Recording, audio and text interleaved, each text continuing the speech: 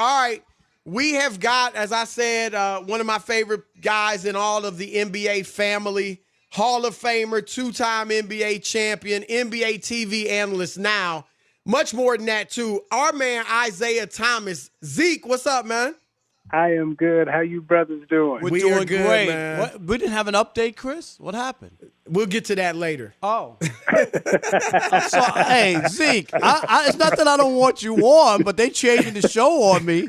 I'm like, what is going on? Okay. All right. I'm quarterbacking this thing. I'm right, quarterbacking this thing. I just want to know. I just want to know. All right, we're good. That is great, y'all. Y'all definitely should tape that and rewind it and replay it because that was classic radio there. We the odd couple for real. We are. You know us both. You know we the odd couple for real.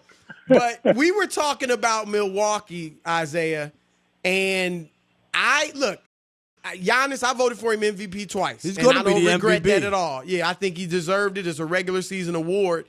But I think at this point in his career, he doesn't have a go-to move. And once you cut off that lane, you'll give him the jumper all day. And I think that's a big problem for Milwaukee. Talk about it from their team standpoint and just, are we correct in that assessment of his game? I think, I would say their offensive style is conducive to the way he wants to play. And what makes him effective. So when you say he doesn't have a go-to move, I do believe he has a plethora of moves, but not necessarily. I guess his go-to move would be the dunk, like Shaq's go-to move was the dunk. And now I think offensively. The way all teams are playing right now, everyone is really playing from the three-point line. So there isn't much creativity that really goes into the offensive schemes of teams. So when you talk about, pass and move and cutting, basically everybody's standing in five spots. You'll always be able to find your man. You're going to have two men in the corner. You're going to have two on the wings and one up top. So even if you get lost defensively, just one run of those five spots and you're in perfect defensive position. Right. Because there's not a lot of movement. There's dribble drive, and then there's drive and kick. And that is the offense nowadays. So we can't blame a lot of that on Giannis because when Miami cuts down those driving lanes, then he has to kick. And when he kicks, Miami is quick enough to recover to those three-point shots, which makes it difficult. Isiah, the Raptors are leading the Celtics today, still in the third quarter, so it's still a long way to go. But some people are picking the Raptors to come out of the East, including Chris Broussard. Are you surprised that no Kawhi and what happened last year in the championship, that they have the potential to get back to the finals this time without Kawhi? I'm also picking the Raptors to come out. Look at you. See, he was trying to take a jab at me, Isiah. No, hey, Isiah, I know you burned by your. I know you were the first GM up there, and you were still close to your heart. But come on, really? Well, so Rob, let me tell you why I'm picking them to come out. I'm picking them because they have what we call know-how. They know how to win. They play well together. They have great chemistry, and although they don't have a superstar that you would say is a 1A or a 1B, right? But they have 10 1Bs and they don't have a 1A, but they got 10 1Bs, and so when you look at them from a team standpoint, they're solid in every area, and then they've gone through the war, so they've lost the heartbreakers, to coming up through the playoffs. So they're an old school Eastern Conference team that had to wait their turn, lose to Cleveland, get knocked out. Kyle Lowry having bad series in the playoffs, coming back. All these question marks that have been around them for years. and then they rose to the top and won the championship.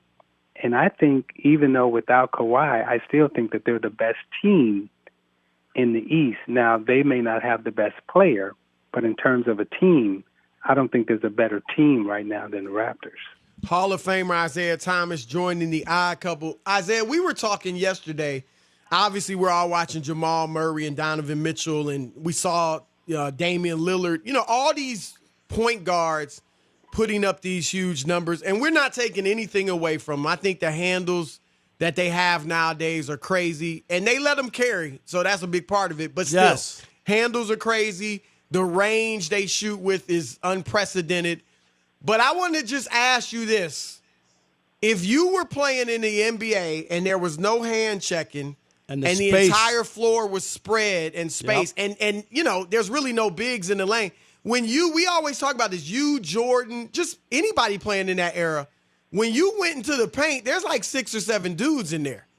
And now people act like if 1 or 2 guys is in the paint, you can't drive. So talk about the difference in you playing in your era and today's points. Because we're saying, look, they're great players. We're not taking that away from them. But so much, the game is so different. They dominate the ball. That's a big reason these numbers are where they're at with these guys. Yeah, so I would go back to the coaching and also the schemes of the teams in terms of their rules, right? So the rule definitely favors the guards. If you are 6'5" and under, all the rules favor you now. Whereas when I played, all the rules were really against you, right, and they favored the 6'7" and above player. So now, when you look at the offensive systems that teams run, they're not trying to get closer to the basket. Right.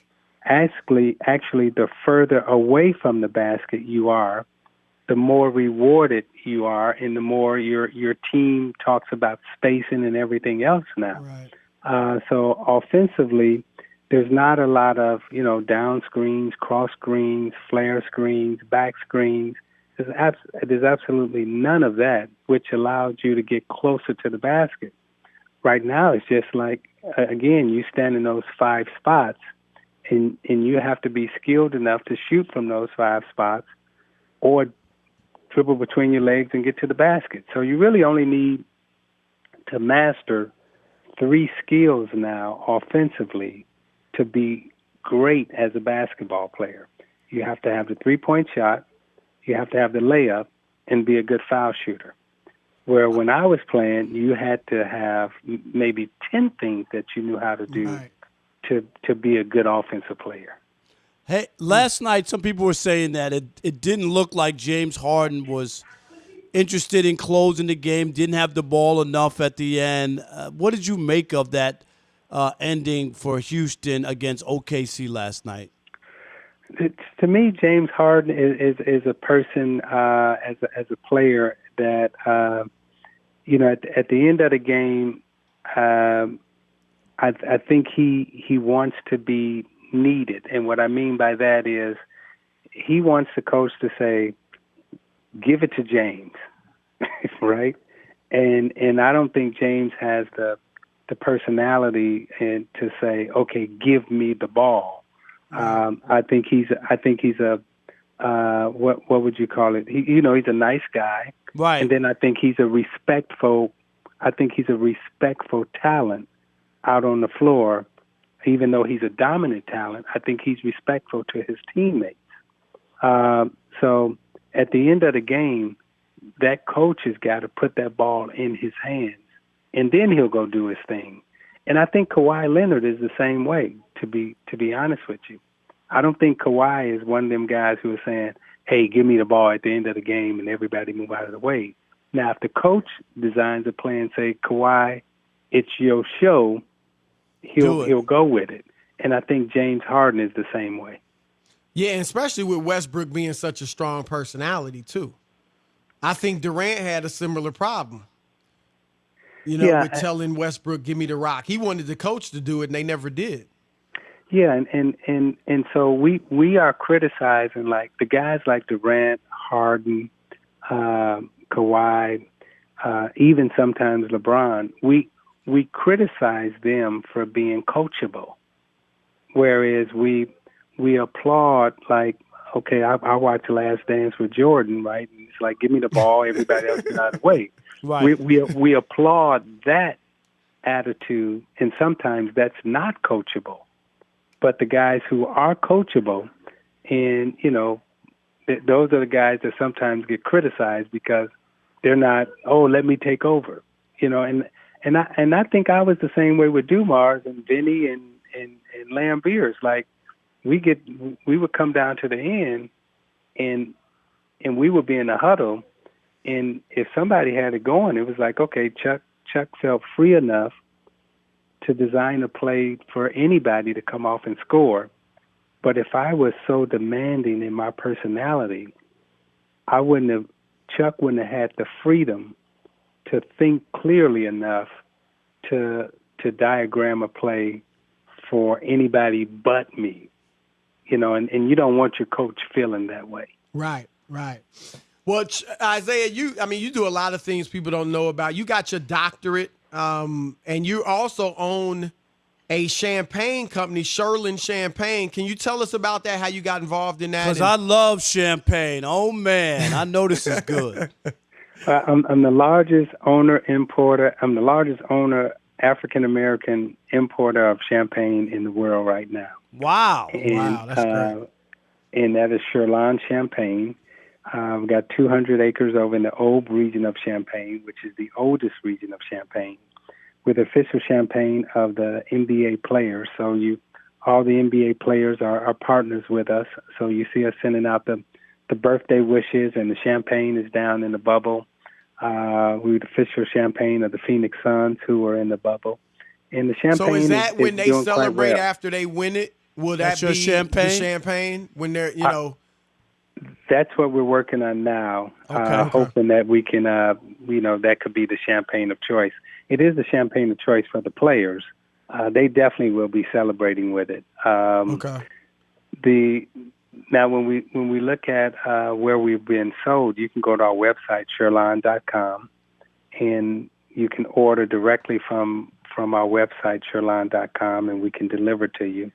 Or you can go into your supermarkets, and we're in the Myers, we're in the Kroger's, we're in the Plum Markets and different stores like that. So we're in all the Fry's out in Phoenix. So you can go to your local supermarket, ask for it, or you can go right to the website. And that's Sherlin Champagne, Cheurlin. Sherlin. Whenever I covered sports and I was there and some team was winning a championship and I was in the locker room, I always kept my mouth open during that celebration. Zeke, I was trying to get as much free champagne.